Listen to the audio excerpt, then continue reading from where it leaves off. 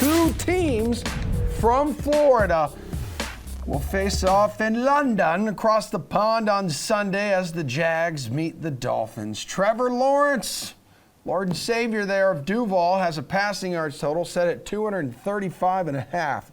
Too high or too low, Geoff?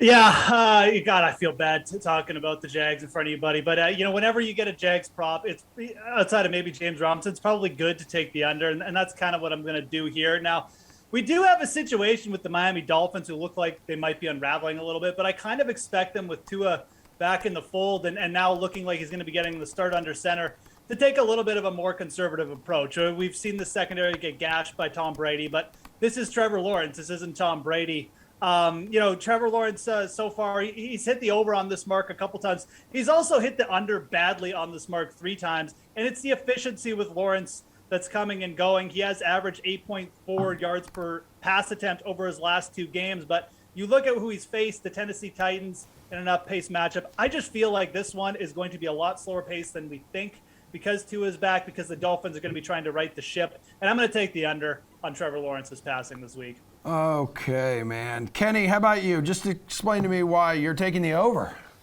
Yeah, look, I'm kind of torn on this one. I do kind of like the under with Geoff, but I think I can make a pretty good argument for the over here. And the more I look at it, the more I like it. And it's because, he faced a similarly challenged secondary in the Houston Texans, went for 273 yards. The Texans obviously have been over machines in terms of the passing totals. The concerning thing here, Emerson, is that obviously Trevor Lawrence is just not throwing the football enough to me to really, have a ton of confidence in him ever hitting his passing totals 33 times last week. But this is so low at 234.5 yards. And while I do think that the Dolphins secondary is a little bit better than what they've shown so far, they still are 24th in DVOA at the end of the day against the pass. So and 6th against the run. So the Jaguars probably be wise to throw the football. And I do think that they're going to fall behind in this one. Just given the fact that, this is, I think, a sneaky good offense against this defense that's kind of struggled. So I think that Trevor Lawrence, the game script fits him throwing the football a lot. And when you mix that in with a struggling secondary and a really, really low total, it is London, and crazy things happen in London. It's an unpredictable game all the time. I think the Jaguars could just go out and win this game. But I think that Trevor Lawrence get this over. Dude, the Jags are a different team when they're across the pond in London. They can't be stopped. Pierce, do you think Trevor Lawrence will be stopped? So you're going to, take the under here on his passing yards prop. You can't stop our Lawrence and Savior. Yeah! He's going over in this game. This is easy. Xavier Howard and Byron Jones are good cornerbacks, but they're not healthy. They're not practicing. And at under 100%. They've looked really bad. Last week, they gave up 400 yards to Tom Brady and a ton of touchdowns. And that's not the first time that this 23rd pass DVOA has played poorly. 280 yards to Mac Jones, not really a good quarterback. 380 yards to Derek Carr, even 230 to Carson Wentz, and he doesn't even have feet. He's just out there kind of rolling around. They're giving up yards to those guys. Lawrence will pass against this team. And Geoff talked about, 3 of his games weren't that good. 3 of his games were against some of the best defenses in football. You look at the times where he played subpar opponents like Houston and Tennessee, he put up massive numbers. So this number is way too low. And it's basically a quasi-home game for the Jags. Let's go, dude. This weekend, the curse is broken. The curse will break. The Jaguars' 20-game losing streak will be no more. Let's go, baby. All right, we'll keep it in the Sure. Chill out, Geoff. All right, you little crank tank.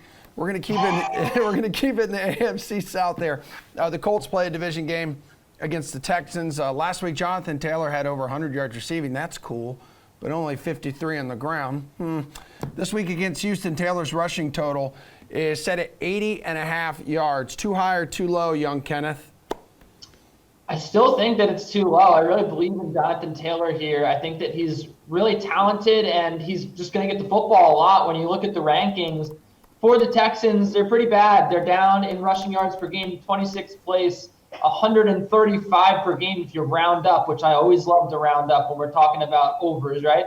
But yeah, Jonathan Taylor, I mean, I just don't think that there's any real concerns that he's not going to get the football here. Like, he did rush, 15 times last week. He's been getting a pretty steady dose of the football. The one time, that he didn't run a lot was against Tennessee, which was a terrible secondary.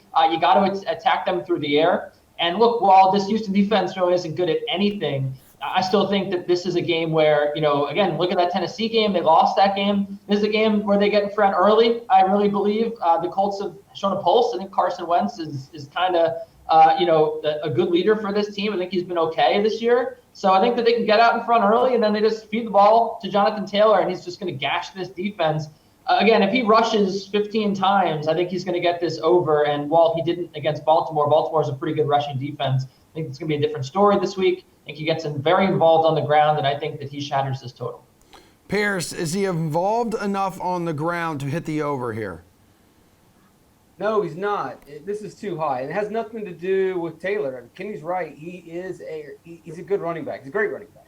He could easily get 100 yards. But there's one big concern. It's that he's not on the field enough. We've already seen 5 games, and he's playing 50% of the snaps. And then half of those snaps, he's running routes. So Kenny's right again. He's going to get the ball, but a lot of it, like last week, will be through the air. If they give him the ball 20 times on the ground, he'll go past this. But I believe that with 15 carries, which is probably his ceiling, give him about 4 yards per carry, that's not going to get there. He's going to have to break out a big play.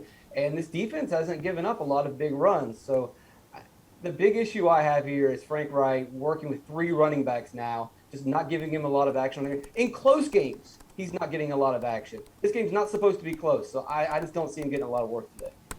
All right, Jeffrey, how about you, dude? Too high or too low here on this rushing yards prop? I mean, this is an interesting one because Pearce is right. Like, the total is high, but it's high for a reason. The better, or the people who set these lines obviously know what's going to happen here.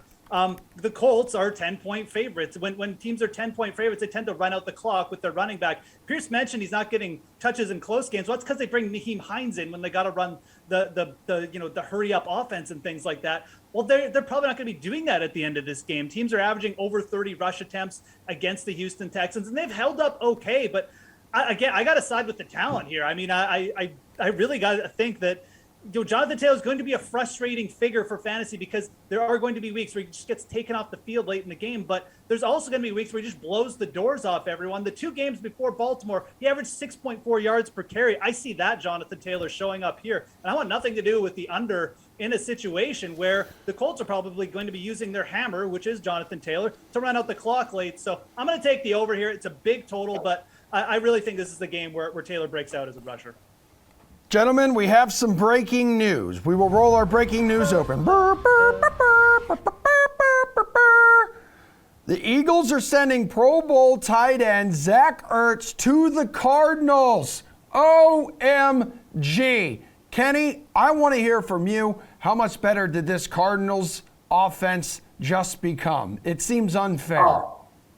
Yeah, what year is it, man? We got Zach Ertz, J.J. Watt on the same team. It's it's like 2017 all over again. Look, I think this is a great move. We saw last night. I mean, Zach Ertz broke out, ran a great route for like a 12-yard gain to first down and absolutely erupted, screamed. I mean, I think this is a guy with a lot of energy. And last year, he kind of, I don't want to say he quit on the Eagles, but it was pretty clear that his time was done there. And it's hard to really judge him, especially in a pandemic year, based on what he did last year, just because he had just sort of, he had sort of come to terms with the fact that it was over, right? And he comes back this season. He says, "Look, I'm gonna give it my all. I'm gonna come here. I'm renewed, in my belief in the Eagles." And to me, I mean, he was a big part of this offense for the last 3 weeks. I thought that he played really well, aside from week 5 when he didn't catch a lot of his targets. He's played pretty well. And when you look at the way that the Arizona Cardinals involved Max Williams, they were starting to get him the football more over the last 2 or 3 weeks. So obviously that injury was a huge blow. And to me, you look at what A.J. Green has done for this team. I mean, he's been kind of good. Rondale Moore obviously is fantastic. He's a big talent. And then you have D-Hop. And now all of a sudden you add Zach Ertz. I think that this is a team that, I think we got to start talking about Super Bowl futures for the Arizona Cardinals. I really do. I like them that much. I love this offense, and my boy Chase Edmonds, who's shifty out of the backfield. What's stopping this offense? I don't know. That's a great question. Jeff, Kyler Murray's got the second best MVP odds on the DK Sportsbook. Could those actually get a little shorter? They're plus 550 now with the addition of ERTZ. Maybe wait till Nick Chubb, runs for 200 yards against this Cardinals team this weekend. But we'll get to that later in the week. But yeah, it's a nice move. Absolutely. I don't think it's like a mind-blowing one for fantasy purposes or anything. I think Zach Ertz, Kenny mentioned Max Williams. Well, it took Cliff Kingsbury 2 years to realize that he could throw to the tight end position. So I'm not sure how much volume Zach Ertz is going to get, but it's definitely nice to have a guy like Zach Ertz, who's definitely a better pass-catching tight end than what they have there right now. Down the stretch, I think it helps this Cardinals team. The big news for fantasy really comes in Philly. Dallas Goedert should be like a useful tight end now. He can get all the targets when he comes back from injury. I know they don't throw much, but that's probably the bigger news for fantasy purposes. For Arizona, it's just going to be more spread out. It's going to be more like trying to guess where the ball is going here, less targets for even DeAndre Hopkins now, maybe with Ertz there. So interesting move, good for real life purposes. For fantasy, it just makes the Cardinals harder to figure though. Hey, Pearce, he had 4 catches, 29 yards, and a touchdown last night for the Eagles against the Buccaneers. What changes now with this Arizona offense? Probably not much. I mean, we haven't even seen a game without Max Williams. So now we're going to have ERTZ jumping in. It'll be a nice complementary piece. I don't expect him to be a big part of it, but he's definitely going to help them have a chance of winning a Super Bowl. And then from the Eagles side, they just didn't need him. He's not a part of this young receiver core and young quarterback. He's not a part of the future plan. It was good to let him go. So it helps both teams out. So, hey, it's great for everybody. Hooray. Hooray. You look so excited. It's great to have all of you and your positivity here. Let's get back to too high or too low now.